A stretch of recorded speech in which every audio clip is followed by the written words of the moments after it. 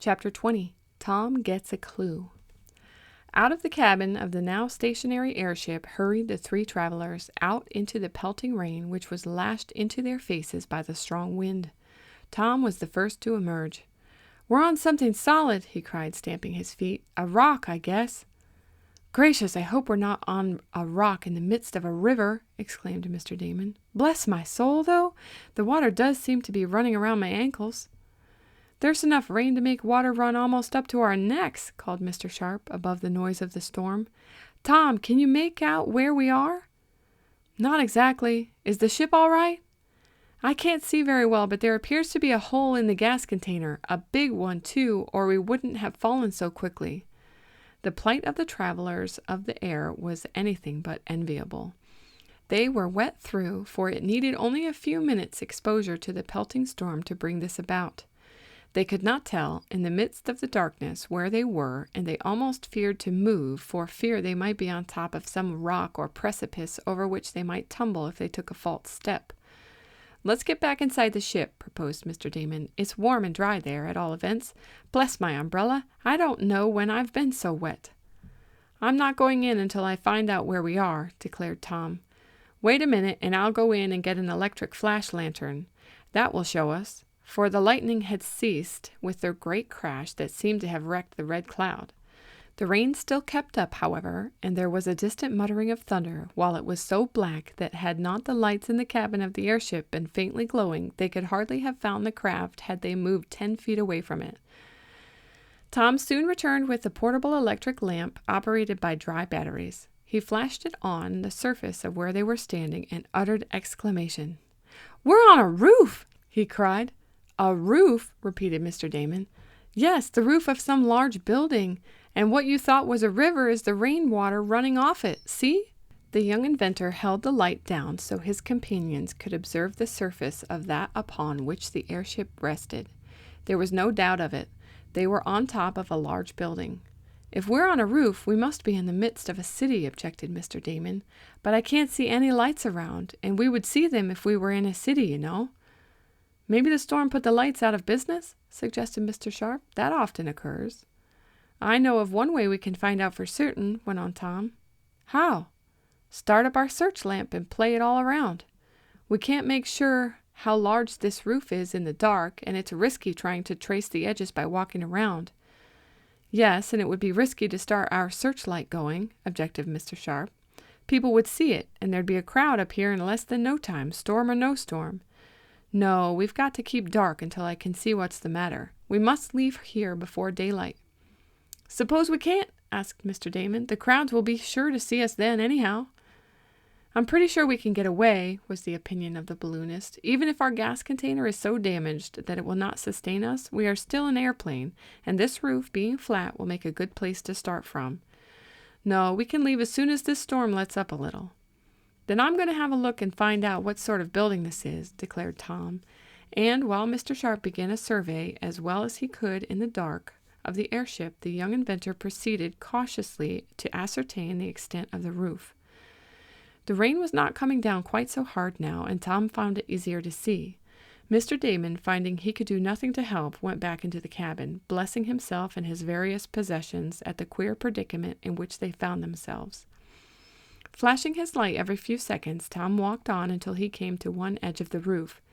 It was very large, and he could judge by the time it took him to traverse it. There was a low parapet on the edge. He peered over, and an expanse of dark wall met his eyes.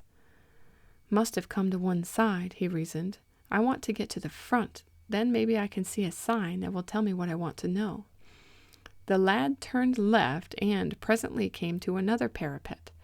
It was higher and ornamented with terracotta bricks. This evidently was the front. As Tom peered over the edge of the little raised ledge, there flashed out below him hundreds of electric lights. The city illuminating plant was being repaired.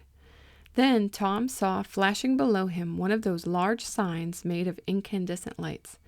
It was in front of the building, and as soon as our hero saw the words, he knew where the airship had landed, for what he read as he leaned over was this: Middleville Arcade.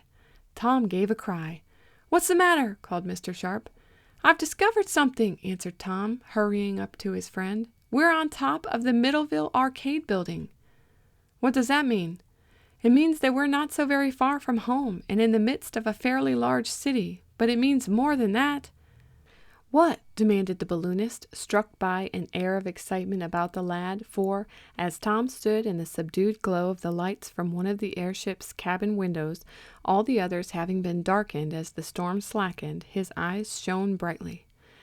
"This is the building where Anson Morse, one of the gang that robbed Dad, once had an office," went on Tom eagerly. "This was brought out at the trial, and it's the place where they used to do some of their conspiring. Maybe some of the crowd are here now laying low." "Well, if they are, we don't want anything to do with that gang," said Mr. Sharp. "We can't arrest them. Besides, I've found out that our ship is all right after all. We can proceed as soon as we like. There was only a small leak in the gas container. It was the generator machine that was put out of business by the lightning, and I've repaired it. I want to see if I can get any trace of the rascals. Maybe I could learn something from the janitor of the arcade about them. The janitor is probably here." "But why do you want to get any information about the gang?" "Because," answered Tom, and as Mr. Damon at that moment started to come from the cabin of the airship, the lad leaped forward and whispered the remainder of the sentence into the ear of the balloonist. "You don't mean it!" exclaimed Mr. Sharp in a tense whisper. Tom nodded vigorously. "But how can you enter the building?" asked the other. "You can't drop over the edge." "Down the scuttle," answered Tom. "There must be one on the roof, for they have to come up here at times. We can force the lock if necessary. I want to enter the building and see where Morse had his office." "All right, go ahead. I'll engage Mr. Damon here so he won't follow you. It will be great news for him. Go ahead." Under pretense of wanting the help of the eccentric man in completing the repairs he had started, Mr. Sharp took Mr. Damon back into the cabin. Tom, getting a big screwdriver from the outside toolbox, approached the scuttle on the roof. He could see it looming up in the semi-darkness, a sort of box covering a stairway that led down into the building. The door was locked, but Tom forced it and felt justified.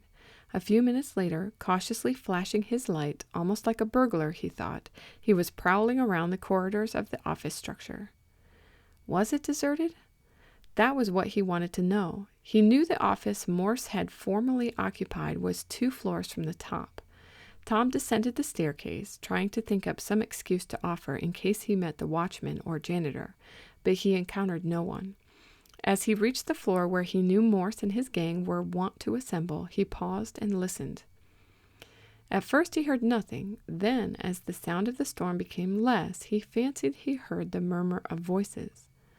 "Suppose it should be of some of them," whispered Tom. He went forward, pausing at almost every other step to listen. The voices became louder. Tom was now nearly at the office where Morse had once had his quarters. Now he could see it, and his heart gave a great thump as he noticed that the place was lighted. The lad could read the name on the door, Industrial Development Company. That was the name of a fake concern headed by Morse. As our hero looked, he saw the shadows of 2 men thrown on the ground glass. "Someone's in there," he whispered to himself. He could now hear the voices much plainer. They came from the room, but the lad could not distinguish them as belonging to any of the gang with whom he had come in contact and who had escaped from jail. The low murmur went on for several seconds. The listener could make out no words. Suddenly the low, even mumble was broken. Someone cried out, "There's got to be a divvy soon. There's no use letting Morse hold that whole 75,000 any longer. I'm going to get what's coming to me, or—" "Hush!" someone else cried. "Be quiet." "No, I won't. I want my share. I've waited long enough. If I don't get what's coming to me inside of a week, I'll go to Shagman myself and make Morse whack up. I helped on the job, and I want my money."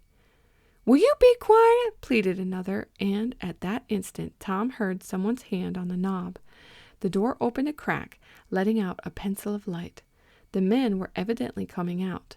The young inventor did not wait to hear more. He had a clue now, and, running on tiptoes, he made his way to the staircase and out of the scuttle on the roof.